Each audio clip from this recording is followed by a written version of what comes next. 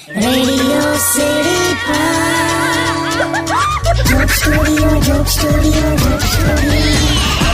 નમસ્કાર, welcome back. Radio city joke સ્ટુડિયોમાં આપનું સ્વાગત છે. કિશોર કાકા આપણી સાથે જ બેઠા છે. કાકા, આ મેગેઝિનના આર્ટિકલમાં એવું આવ્યું છે કે રાત્રે સૂતી વખતે સપનું જે આવે ને એ એક પ્રકારનો કુદરતે આપેલો સંકેત છે, એક ઇન્ડિકેશન, એક ઈશારો છે. 3 વાર નામ જઈશ. એટલે આ સાચું હશે એમ? મને છે ને સપનું આવતું જ નહીં. એવું ના હોય કાકા, સપનું આવે જ પણ આપણને યાદ ના રહે. મને પૂરું બોલવા તો દે. પણ હવે મહેસાણાના શાહરુખ ખાન, હા બોલો. મને ઊંઘ જ નહીં આવતી તો સપનું ક્યાંથી આવે એમ? કેમ?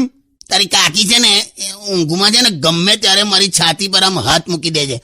છાતી પર ડાઇનિંગ ટેબલ મૂકીને હુઈ ગયા હોય ને એવું લાગે. બોલે એટલું વજન. તું જોજે કોક દિવસ મેં ઊંઘમાં જ મરી જઈશ. એવું ના હોય યાર કાકા. બીજું આ કૂતરાઓ એટલા બધા ભસે છે 2:30 વાગ્યા પછી. અને આ કઈ 3, 3:30 તો કઈ ગેંગવોર થાય છે એ લોકો વચ્ચે. પેલી સોસાયટીના કૂતરા આ બાજુ આ બધા ભેગા થાય અને હું દહીં જાણે હું ડિસ્કશન કરતા હશે.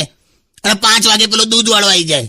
તો ઊંઘે ક્યારે માણસ? પણ યાર ખરેખર તમારી સોસાયટીમાં તો બહુ કૂતરા છે યાર. હું આવ્યો તો ત્યાં તો બધા કૂતરાઓ ખબર નહીં મારી પાછળ દોડ્યા હતા. એ લોકો તો એના લીડરની શોધમાં છે. બે બહુ એ ના કરો ને વે કાકા.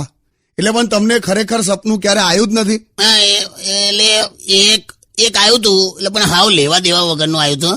કેવું? સપનામાં એવું આવ્યું હતું કે મારો એક પગ આકાશમાં છે અને એક પગ ધરતી પર છે. શું? હા યાર, આવું એક પગ આકાશમાં હતો અને એક પગ ધરતી પર હતો. આનો શું મતલબ? મતલબ ખબર નહીં, પણ આમાં લેંગો ફાટી જાય. બે ખારા પાણીના છીપલા. હું છે સોંગ વગાડતું. Only on